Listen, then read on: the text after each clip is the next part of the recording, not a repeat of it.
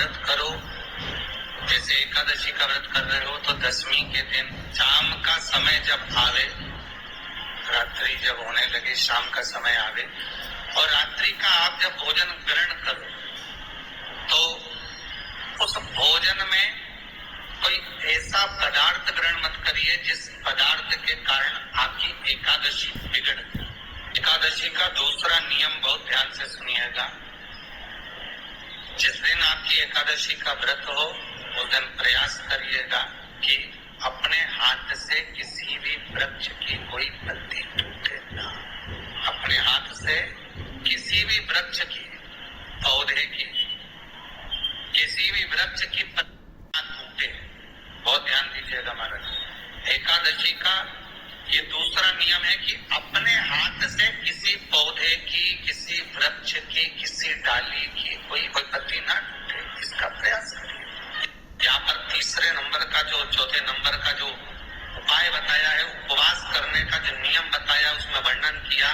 एकादशी के दिन अगर आपका व्रत है तो आप भूलवश भी डब्बे में रखी हुई रोटी गाय को ना देते हुए कुछ थोड़ा सा फलहार, कोई केला, कोई सेब, जो आप खाते हो, श्री शिवाय नमस्तुभ्यम। हर हर महादेव। पूज्य प्रदीप मिश्रा जी ने एकादशी के व्रत के बारे में बताया कि दशमी तिथि के दिन, व्रत से पहले दिन हमें ये खास ख्याल रखना चाहिए कि खाना खाते समय हम कोई ऐसी चीज़ ग्रहण ना करें जिससे हमारे व्रत में कोई विघ्न पड़े।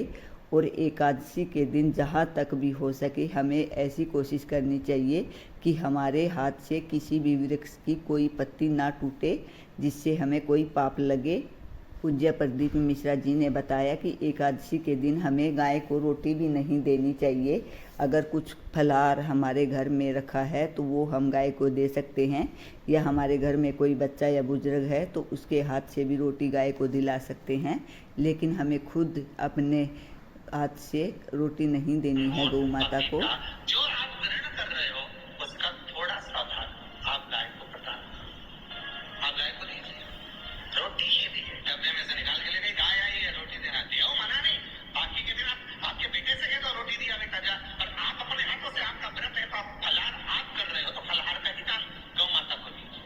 पांचवा वर्णन किया चतुर्थ भाव में, बन सके जितना एकादशी के दिन भगवान का ओम नमो भगवते वासुदेवाय का जाप करें या अपने गुरु मंत्र का स्मरण करें, चाहे जो मंत्र आपके हृदय में समाहित हो।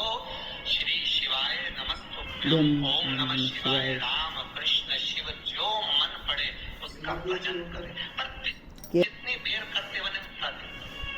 माला पकड़ने की भी जरूरत नहीं कि माला पकड़ के बैठो, तो घट की जिब्या से जप लो, नहीं जी वही उतना वही पूरा हो जाए। वही आपका व्रत रहे। किसी निंदक से बात ना करें। निंदक जानते हो, भाई दूज के दिन, दिवाली की जो भाई दूज होती है, होली दिवाली की जो दूज होती है, उन्हें ऐसा गोबर का भाई दूज बनाते हैं और पास में चुगलखोर भी बनाते हैं और चुगलखोर के ऊपर सब भाटा करते हैं, पत्थर। अब तुम्हारे उधर रखे कि नहीं रखे हमें नहीं मालूम रहे हो, जितने आस्था में सुन रहे हो, पर हमारे इधर तो ऐसा रहता है, गोबर का भाई भेंट बनाए और उसकी पूजन करे, उसके पास में गोबर का चुगल चोर भी बनाए, उसके ऊपर बांटा। कथा वर्णन कर रही है, निंदक से बात ना करें। मान लो किसी ने आकर आपको निंदा कर भी दी तो दर्शन करें और 3 बार उनका दर्शन कर नेत्र बंद करें, तब जाकर वो निंदा जो अंदर गई है, अंदर पवित्रता प्रदान करेगी, तब जाकर एकादशी का व्रत लगेगा। श्री शिवाय निंदा करने आता है ना तो उसको उस दिन एकादशी वाले दिन दरवाजे पे लिख दो, जीव की हत्या ना करे। अगला नियम है, प्रयास कर किसी को कष्ट ना हो। 18 नियम में से एक नियम और प्रयास करिएगा। एकादशी जब भी करें तो द्वादशी से जुड़ी हुई करें, दशमी से जुड़ी हुई एकादशी कम करें। जो वैष्णवों की एकादशी कौन सी होती है? जो एकादशी द्वादशी से जुड़ी हो।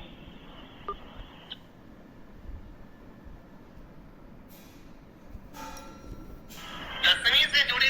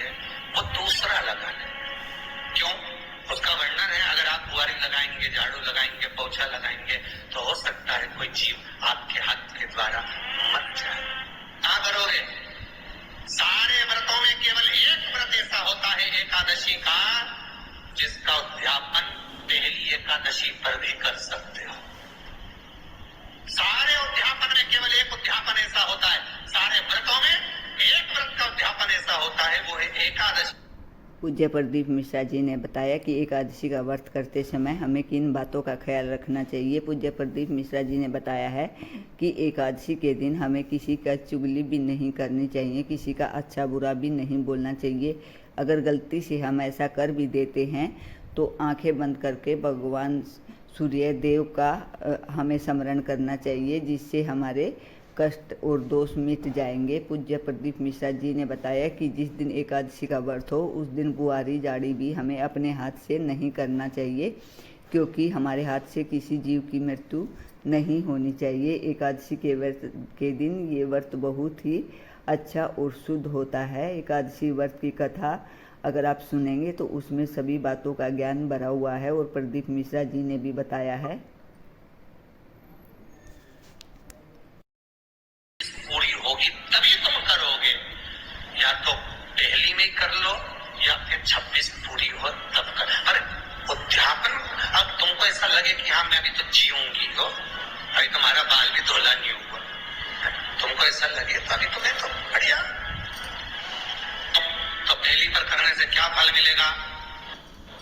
तो एकादशी की नियमावली कहती है, अगर मान लो आपने पहली एकादशी पर भी उद्यापन कर लिया, इसके बाद में जितनी एकादशी करोगे वो सारी तुम्हारे खाते में जुड़ती जाएगी। मतलब बैंक में खाता खोल लो, ठीक है, खाता खोल लिया, अब जितना कमाता जाओगे उसमें डालते जाओ, जितनी कमाई करके लाओगे उसमें जमा करते जाओ। एकादशी एक बार उद्यापन पहले में भी हो गया तो बाकी का पुण्य तुम्हारे खाते में आ जाए। एकादशी का उद्यापन बड़े महीने में माघ शुक्ल एकादशी के दिन, माघ का महीना हो, शुक्ल पक्ष की जम के बोलिए एकादशी हो, प्रयास करना उद्यापन करें, भले 5, 10, 11, 12 जितनी एकादशी हो जाए, 26 हो जाए तो ज्यादा अच्छी है।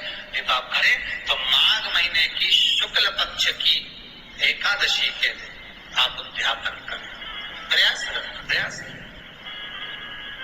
बड़े महीने के अंतर्गत जो उद्यापन, हाँ चतुर्मास के अंतर्गत उद्यापन नहीं होता एकादशी का, बहुत ध्यान दीजिएगा। ये जो सावन भादो कुंवर कार्तिक जो 4 महीना होते हैं भगवान के शयन करने के, इसके अंतर्गत एकादशी का उद्यापन नहीं होता और इसके अंतर्गत उद्यापन करना भी नहीं चाहिए। एकादशी का उद्यापन माघ महीने की शुक्ल पक्ष की एकादशी के आप बहुत प्रेम से आनंद के साथ करिए महाराज। परंतु एकादशी के उद्यापन में सबसे ज्यादा अगर कुछ जरूरी होता है तो 24 तरह का नैवेद्य जरूरी होता है, 24 तरह का नैवेद्य।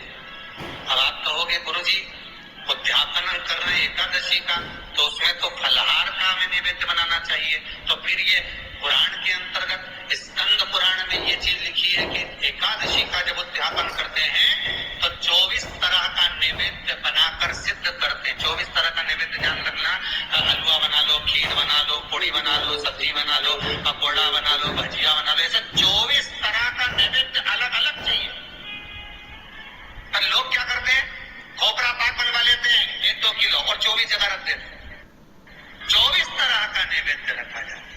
एकादशी के दिन भगवान का पूजन का पूरी तैयारी कर कर्मकांडी ब्राह्मण को बुलाकर जो भगवत सेवा में एकादशी का उद्यापन कराए, उन ब्राह्मण के चरणों को नमन कर कर प्रणाम कर कर एकादशी का पूजन करवाइए और उस मंडल की पूजन कराकर हवन द्वादशी को कराइए। एकादशी को हवन नहीं, एकादशी के उद्यापन का जो हवन होता है वो द्वादशी। पूज्य प्रदीप मिश्रा जी ने एकादशी व्रत की बहुत अच्छी विधि बताई है और पूज्य प्रदीप मिश्रा जी ने बताया कि एकादशी के व्रत के दिन हमें क्या करना चाहिए और क्या नहीं करना चाहिए। पूज्य प्रदीप मिश्रा जी ने ये भी बताया कि एकादशी का व्रत हम कभी भी उद्यापन कर सकते हैं और उद्यापन करते समय हमेशा ख्याल रखें 24 तरह का भोग बनाएं, हलवा पूरी खीर जो भी आपको अच्छा लगे या आपको जो सुविधा हो वही बना कर दें। ऐसा ना करें कि एक ही चीज़ 24 जगह पर रखें और भोग लगा दें। अपने घर में खीर पूरी हलवा जो भी आप बना सकते हैं चूरमा वो बनाकर करें, और पहले एकादशी का व्रत करें और द्वादशी के दिन किसी पंडित को बुलाकर हवन करवाकर अपना उद्यापन कर सकते हैं। पूज्य प्रदीप मिश्रा जी के उपाय और वीडियो देखने के लिए मेरे चैनल को लाइक, कमेंट और शेयर जरूर करें। मेरा चैनल है धार्मिक वीडियो पूनम शर्मा। हर हर महादेव, जय शिव शंकर, जय भोलेनाथ।